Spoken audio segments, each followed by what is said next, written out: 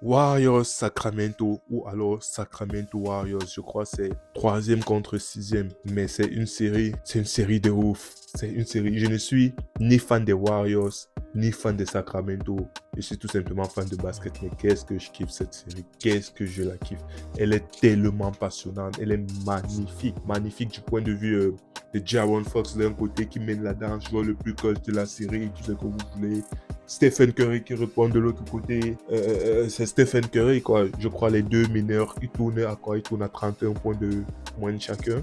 Quoique avec peut-être le match de ce soir, peut-être ça va changer, ça va légèrement switcher d'une part ou de l'autre. Mais c'est assez exceptionnel ce qui se passe là. Une série vraiment plaisante à voir. Les deux premiers matchs, ils ont les Sacramento Kings, ils ont like de beam, comme ils disent souvent.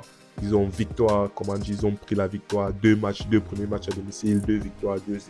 On se disait, ouais, c'est Warriors, Stephen Curry n'a jamais été mené 2-0. Les statistiques, les analyses, tout ça a commencé à fuser de partout.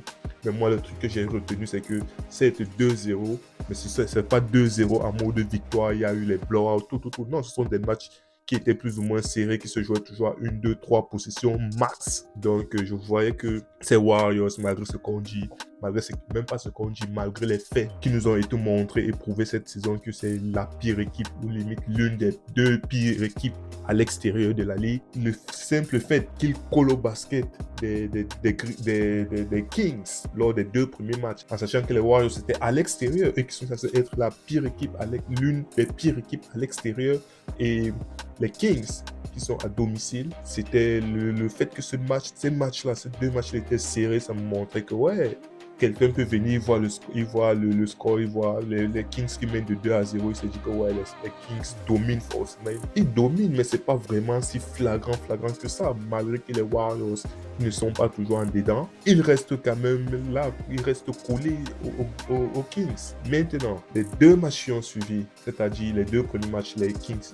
ils ont pris à domicile. Maintenant, c'était le tour des Kings de se déplacer et de partir chez les Warriors. Mais les Warriors, justement, comme je disais tantôt, victoire, premier match à domicile des Warriors, victoire, leçon de basket, Warriors basketball, dynastie, tout ce que vous voulez, shoot à 3 points, ça entrait de tous les côtés, ça allumait de tous les côtés. Ils ont montré sur ce match que, ah ouais, ils ont rappelé en fait aux gens, ils ont rappelé aux Kings, en fait, ce sont les champions sortants. Donc, ils ne sont pas, on ne peut pas les enterrer comme ça. C'est ça que j'appelle une victoire éclatante. Deuxième match, ouais, dernier quart-temps, ils avaient l'écart de, je sais pas, 7 points, 8 points après. Tout est parti d'un time out réclamé par Stephen Curry, donc il y a plus de time out qui a permis de ramener les Kings dans le match et coller au basque des Warriors, ce qui a enchaîné, ce qui a causé, ce qui a entraîné que le match soit plus serré vers la fin. Mais sinon, les Warriors étaient partis pour une deuxième victoire un peu légèrement éclatante d'affilée. Mais ce match 4, en sachant que le score était de 2 partout, c'est-à-dire les deux équipes ont gagné à domicile.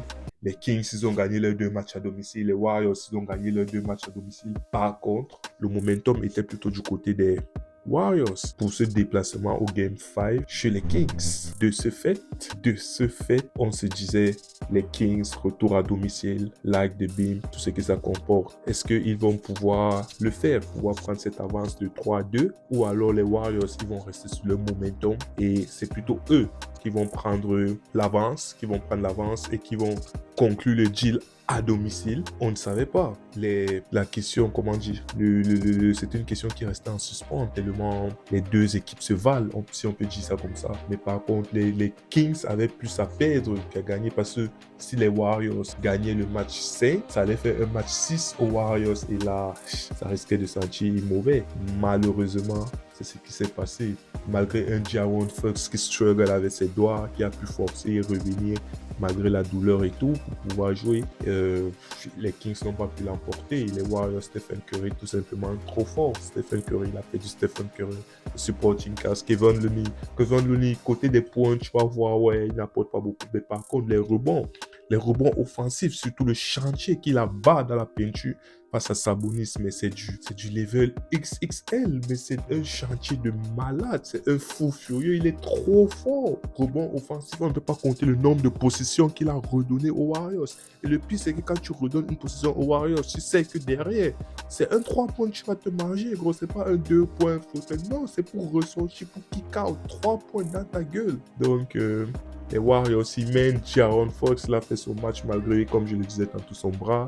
Il a fait un match magnifique, un match exceptionnel, mais les Warriors, c'était tout simplement trop fort. Les Warriors champions, les Warriors de l'année passée, ils ont retrouvé cette aura-là. Donc, le ADN Warriors et les Kings n'ont pas pu tenir la cadence. Et de ce fait, les Warriors, ils partent sur un Game 6 à domicile et il est fort probable à 90% qu'il emporte. Il finit sur un 4-2 victoire des Warriors, en sachant que lors du début de cette série, lors des 2 premiers matchs, on voyait les Kings. Je ne vais pas dire trop beau qu'ils ne le sont pas, ils sont vraiment, vraiment forts. Ils sont très forts, ils ont fait un statement que non, ils ne sont pas négligés, ils sont legit. Mais l'histoire est triste. Triste d'une part, elle avait très bien commencé, mais ça risque de finir sur un 4-2. Et potentiellement, ils risquent de nous retrouver, nous les Lakers, parce que moi je veux que les Lakers, malgré tout le chantier qu'ils font, je veux que je suis pour les Lakers et je veux que les Lakers passent. Ils risquent de nous retrouver en demi-finale de conférence. Ouais, ils risquent de nous retrouver en demi-finale de conférence.